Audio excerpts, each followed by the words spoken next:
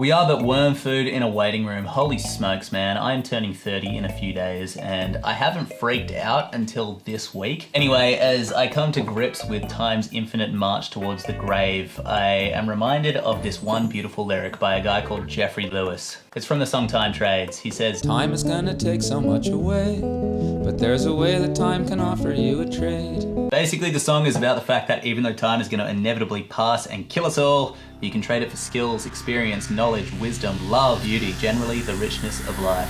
Goddamn gorgeous, isn't it? And so, as my 20s pass and turn into this new decade full of IKEA, babies, weddings, going to bed by 9 p.m, telling people what I'm watching on Netflix, I don't know, 30 stuff. As my 20s comes to its natural end, I thought it'd be appropriate to share some of the lessons that I have learned from my 20s and the stories that go along with them. So this video will be 2 different stories and 2 different lessons. Hope you enjoy. Lesson 1, be grateful. Holy hell, be grateful. This story starts with a phone call at the end of 2016. Me and Felicity, that's my partner, we were living in this cute little apartment in Marrickville, and one day Felicity comes home crying. She got a phone call from her mum. Her mum had breast cancer. Felicity's brothers lived in Newcastle and it was a place that her parents went a lot. So to be closer to her family, we decided to move just north of Newcastle to a wonderful wild place called Stockton. Stockton is a small mining suburb on a beach, but it's not a beach that people go to very often because the beach is a shark breeding ground. The population is about 4,000 and the entire town is kind of stuck in the 70s.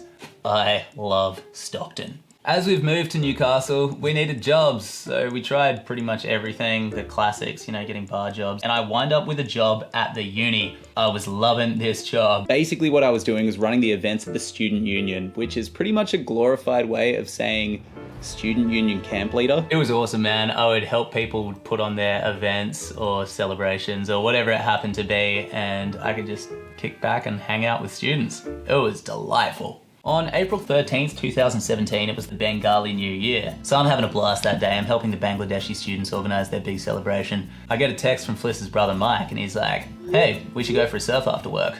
Now I haven't surfed since pretty much ever. I surfed a little bit when I lived in New Zealand when I was like 13, but not really. It's not really my jam. But I was like, yeah, let's do it. Me and Mike, we go for a surf. Meanwhile, Fliss is in Sydney supporting her mum through one of her operations. She's had a heavy day. So Fliss joins us at the beach pretty much on me and Mike's last wave. I don't even know how this happened, but basically I was kind of getting the wave in, and then the next thing I knew, the surfboard was impaled in the sand and I was impaled on the fin of the surfboard by my leg. It was cooked. Now I didn't know any of this until I actually looked at my leg and I saw this gaping hole just draining blood into the ocean and I was like, oh shit. And that's when I start to scream. Now thank God at this point, Mike is a surf lifesaver, so he's like, all right, let's get you onto the beach, let's get you onto the beach. I hop onto the beach and then Felicity calls an ambulance. Fliss is freaking the fuck out, man. She's talking to the ambos, but she's in just as much shock as I am. So her words aren't really coming out. So Mike takes the phone and just says, all right, this is the situation, what do we do? And they said, put as much pressure on the wound as you possibly can. Fliss had one of our bum bags that we sold at the time, so she takes the bum bag off, wraps it around my leg to stop the bleeding and just holds the leg. Now at this point, the sun has completely set, so it's dark, I'm bleeding out on the beach, I'm starting to lose my vision, I have no idea if I'm gonna live or die. This is the most terrified I think I've ever been. Then this man walks past, this like 55-year-old man just walks up and goes, "G'day, how you going?" I was like, "Hello." He's like, "I'm Charlie. Yeah, it looks like you've had a bit of an accident, haven't you?"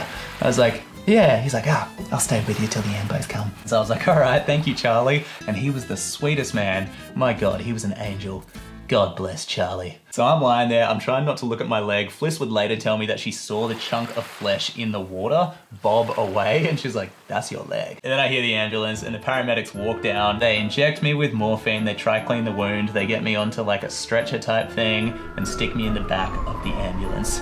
We get to the hospital, the nurses are nice. I remember there was this one moment in the hospital that night, the doctor looked at me and there was a moment where somebody had mentioned that he was Bangladeshi and I just kind of woke up from my slumber and I was like, Happy New Year. I end up anesthetized and they do surgery on my leg and stitch it back up.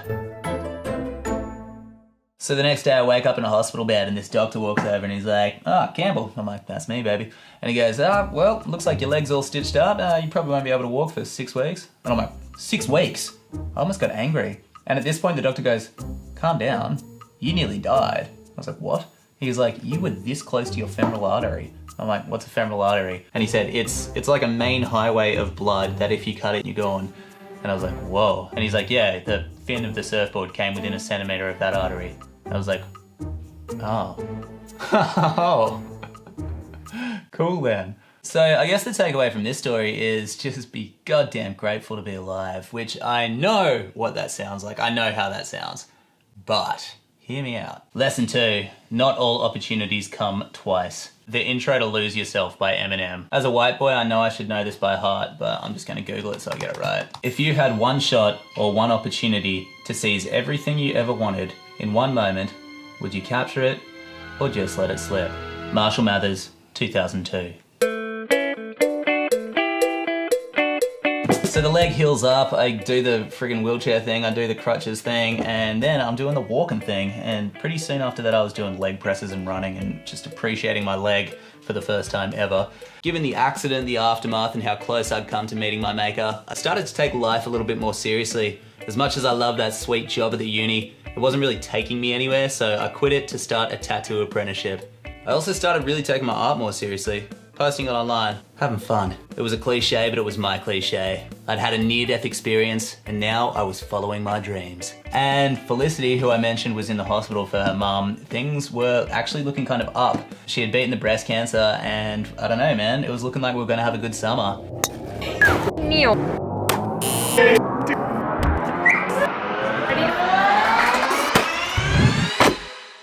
And then one day in our living room, it was Felicity and Mike again, we get this phone call and her mum said that the cancer came back.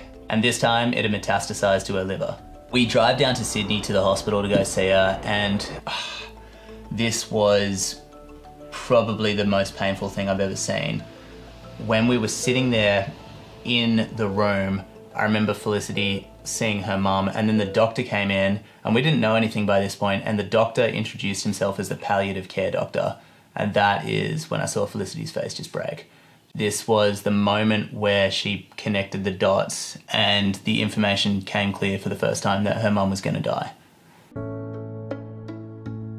Now, before I finish that story, I'm going to tell you what my mum does for work. So my mum used to be a preschool teacher and now she's an end-of-life biographer. So she sits with people on their deathbed and biographies them. It's a service. People can hire her if they want the life story out of one of their loved ones. Let's say they've got like a couple months. Then my mum will come in and interview them and talk to them and pull out a story and take some photos and put it all together for the family. When I talk to my mum about her job, the one thing that she keeps coming back to is just how rich the end of somebody's life is. Yes, there are tears, but there's also such clarity, wisdom, and beauty, and these poignant moments that you just couldn't get in any other circumstance. And I had one of those with Felicity's mum. On this particular day, it was just me, Fliss, and her two parents in the hospital, and Fliss was thirsty. So she leaves the room to go get her water. And I'm looking at Bill and Marge, that's her parents, and I realized that in that moment, it would be the last time that I was alone with them in a room together. It was something that was on my mind and it was terrifying me, and it was a question that I just had to ask. And I looked at Fliss's mum and dad and I said, I don't know if this situation will ever arise again, and there's something that I need to ask you. I said, I'm absolutely crazy about your daughter and I would hate myself for the rest of my life if I didn't use this moment to ask you if I could marry her. Fliss's mum just teared up and hugged me, and her dad was just happy. And then Fliss comes back in with the water, and sharp as a tack, her mum just goes, oh, actually we needed 3 bottles. So then she buys us 2 more minutes, and we just sit in that moment for another 2 minutes. And it was goddamn beautiful. 2 weeks later, she passed away, and 2 months after that, I asked Fliss to marry me. Time is gonna take so much away, but there's a way that time can offer you a trade. It might be cabaret, it could be poetry, it might be trying to make a new happy family. It could be violin repair or chemistry, but if it's something that takes lots of time, that's good.